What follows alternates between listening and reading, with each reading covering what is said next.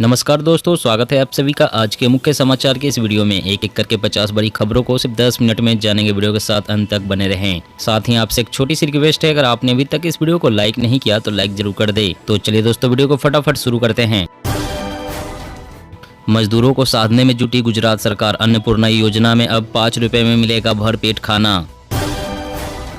तमिलनाडु में online gambling पर लगा बैन, उल्लंघन किया तो देना होगा 10 लाख का जुर्माना। शिवसेना नाम और धनुष बाण दोनों गए। अब नए चुनाव चिन्ह के लिए शिंदे ठाकरे गुट में लगी रेस। 1.5 साल का हिसाब, 35 रुपए तक बढ़ गई सीएनजी। पीएनजी में भी 29 रुपए की आग। दीपावली में फूलों की सजावट हो सकती है महंगी, बारिश से उत्पादन में आई भारी गिरावट। गुजरात से अयोध्या धाम की यात्रा मुफ्त, आम आदमी पार्टी का वादा, राम भक्तों का खर्च उठाएगी सरकार। धर्म बदलने वाले दलितों को एससी का दर्जा देने के लिए केंद्र ने अप्रत्यक्ष रूप से 2 साल का समय लिया। अमेरिका जैसी होगी यूपी की सड़कें, नितिन गडकरी ने दी 8,000 करोड़ के प्रोजेक्ट की सौगात। एक बार फिर डीएमके के अध्यक्ष चुने गए सीएम स्टालिन, आम परिषद की बैठक में हुआ फैसला। दिवाली से पहले जारी होगी प्रधानमंत्री किसान निधि की किस्त, पीएम मोदी किसानों के खाते में भेजेंगे 20,000 करोड़। महंगा कच्चा तेल बढ़ा रहा सरकारी तेल कंपनियों की मुश्किलें, सितंबर तिमाही में और बढ़ सकता है घाटा। हरियाणा में पराली नहीं जलाकर पैसे कमा रहे हैं किसान, 1,000 रुपए एकड़ मिल रहा है लाभ। 40 सिर वाले रावण ने श्री राम का धनुष बाण फ्रीज करवा दिया, उद्धव का शिंदे पर हमला। 18 साल से ज्यादा उम्र की सभी महिलाओं को हर महीने देंगे 1,000 रुपए भत्ता, केजरीवाल का ऐलान। गोबर के पेंट से रंगे जाएंगे छत्तीसगढ़ के स्कूल, सीएम भूपेश ने जारी किए निर्देश। केंद्र के बाद दिल्ली सरकार ने अपने कर्मचारियों को दिया दिवाली गिफ्ट, महंगाई भत्ते में 4% की बढ़ोतरी। मल्लिकार्जुन खड़गे बोले, भारत जोड़ो यात्रा से डर गई है भाजपा, कम हो रही है उसकी लोकप्रियता। दीपोत्सव मनाने के लिए अयोध्या पूरी तरह से तैयार, जलाए जाएंगे 12 लाख से अधिक दिए, इस बार आधे घंटे तक जलेंगे दीपक। प्रोजेक्ट टाइगर की तर्ज पर शुरू होगा प्रोजेक्ट डॉल्फिन, एक्शन प्लान तैयार, केंद्र के 11 मंत्रालय होंगे शामिल। कर्नाटक हाईकोर्ट ने राज्य सरकार से कहा, सोशल मीडिया पर नकली चिकित्सकों पर अंकुश लगाएं। 2019 में हारी 144 सीटों के लिए भाजपा की रणनीति, मोदी 40 जगह मेगा रैली करेंगे, नड्डा शाह को 104 सीटों का जिम्मा। राजमार्गों की मरम्मत और रख रखाव पर बढ़ेगा खर्च, सड़क हादसों को रोकने के लिए सरकार ने उठाया कदम।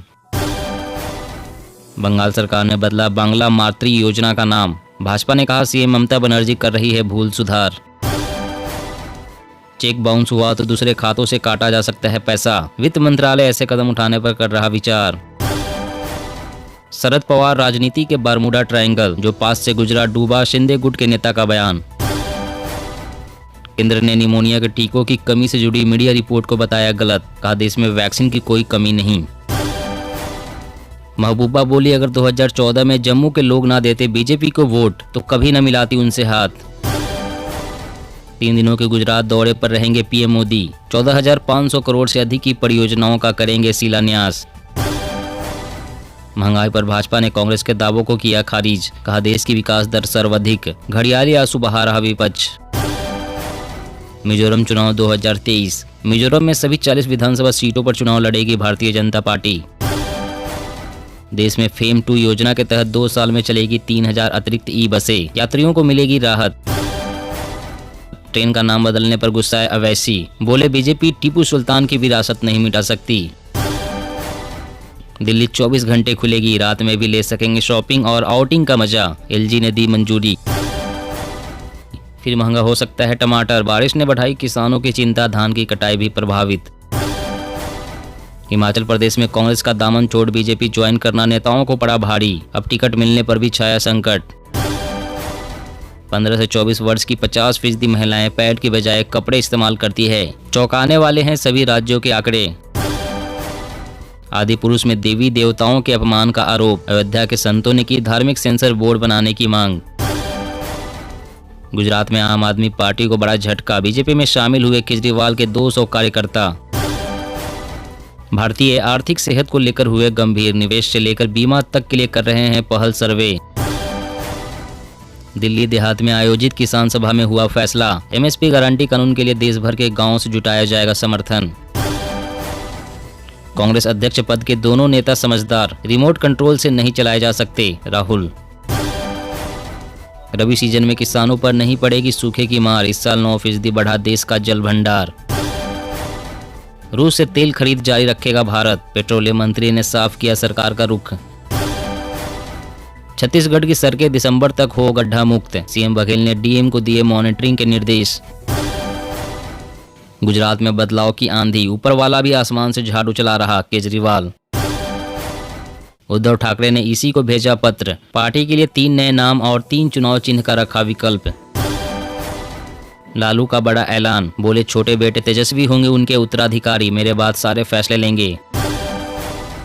गुजरात का मोढेरा बना देश का पहला 24 घंटे सौर ऊर्जा संचालित गांव, पीएम मोदी ने की घोषणा। दिल्ली में अब इलेक्ट्रिक व्हीकल चार्ज करने की टेंशन नहीं, 1 साल से कम में लगे 1000 चार्जिंग पॉइंट्स। दिल्ली में 5वीं और 8वीं के छात्र फेल होने पर नहीं होंगे प्रमोट, आई नई पॉलिसी।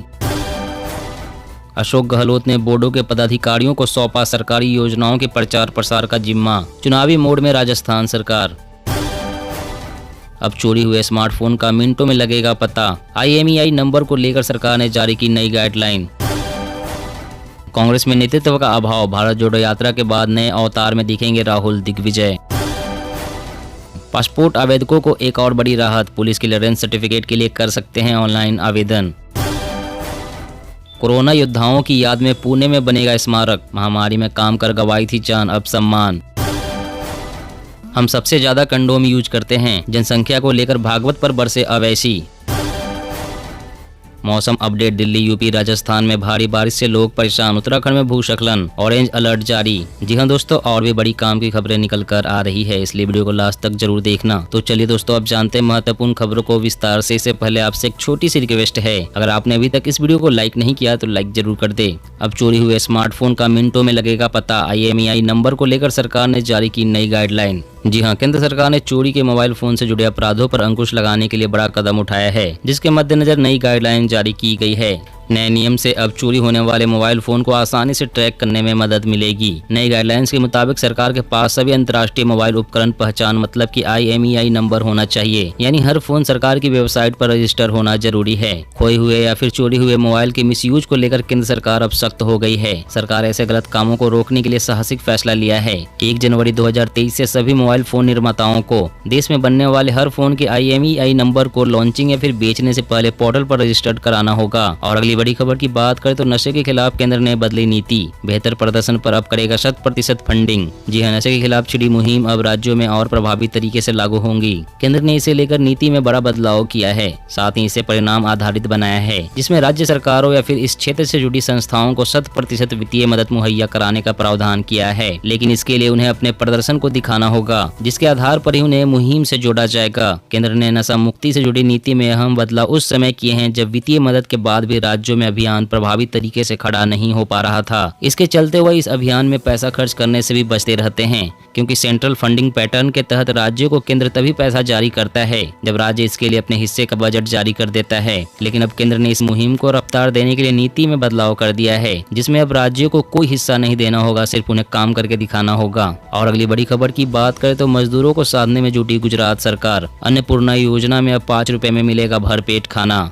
जी हां, विधानसभा चुनाव से पहले गुजरात सरकार प्रदेश के मजदूरों को साधने में लग गई है। सरकार ने एक बार फिर मजदूरों को 5 रुपए में पौष्टिक भोजन उपलब्ध कराने का निर्णय लिया है। इसे सियासी तौर पर बड़ा फैसला माना जा रहा है। बता दें कि इस साल के अंत में गुजरात में विधानसभा चुनाव होने हैं। ऐसे में गुजरात सरकार कोई भी मौका गंवाना नहीं चाहती और इसी वजह से सरकार ने मजदूरों को पहले 10 रुपए में मिलने वाले भोजन की कीमत को घटाकर योजना को फिर से शुरू करने का फैसला किया है। अब भोजन 10 रुपए के बजाय 5 रुपए में उपलब्ध कराया जाएगा। इस क्रम में 5 लोगों का एक परिवार सिर्फ 25 रुपए में पूरा भोजन कर सकेगा।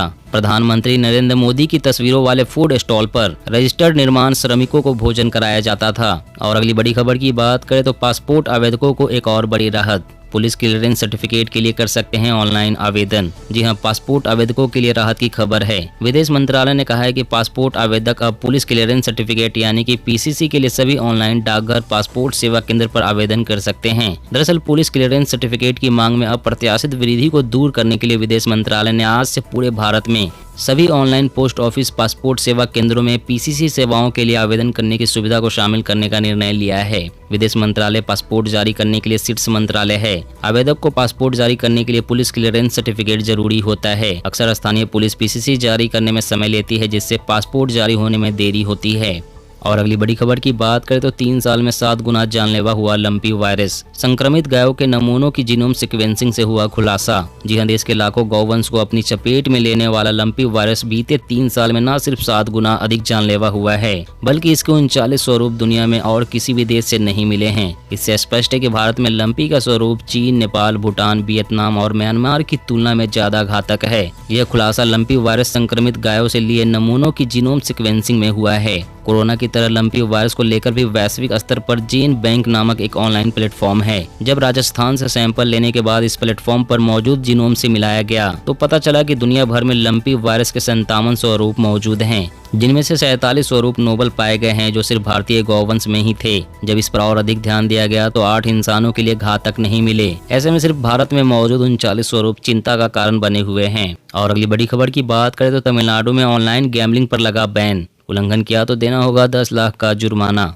जी हां, तमिलनाडु सरकार ने राज्य में ऑनलाइन गैम्बलिंग पर बैन और ऑनलाइन गेमिंग को रेगुलेट कराने का फैसला किया है। राज्यपाल ने राज्य सरकार के अध्यादेश को मंजूरी दी है, जिसके बाद प्रतिबंधों और नियमों को लागू किया गया है। प्रतिबंधों में ऑनलाइन गैम्बलिंग, पैसे लगाकर ऑनलाइन गेम्स ऑफ चांस जैसे कि रम्मी और पोकर, किसी तरह के विज्ञापन जो डायरेक्टली या इनडायरेक्टली किसी गेम को खेलने के लिए प्रेरित करते हों, शामिल है। तमिलनाडु सरकार के नियमों के मुताबिक कोई भी बैंक या पेमेंट्स गेटवे इस तरह के लेन देन को मंजूरी नहीं दे सकते। राज्य कैबिनेट की ओर से अध्यादेश के मसौदे को मंजूरी मिलने के बाद 1 अक्टूबर को फाइल राजभवन भेजी गई थी। नियमों में यह भी शामिल है कि लोकल ऑनलाइन गेम्स प्रोवाइडर को इस तरह की सर्विसेज देने के लिए रजिस्ट्रेशन कराना होगा। नियमों के मुताबिक राज्य में कोई भी online games provider online gaming service प्रदान नहीं कर सकता। दोस्तों, आज की खबरों में बस इतना ही। इसी तरह रोज काम की खबरें जानने के लिए आप हमेशा हमारे साथ जुड़े रहें। हमारे साथ जुड़ने के लिए वीडियो के नीचे दिए गए इस लाल रंग के सब्सक्राइब बटन को दबाएं और साथ ही इस घंटी को भी दबाएं ताकि आपको हर खबर की सटीक जानकारी मिल सके।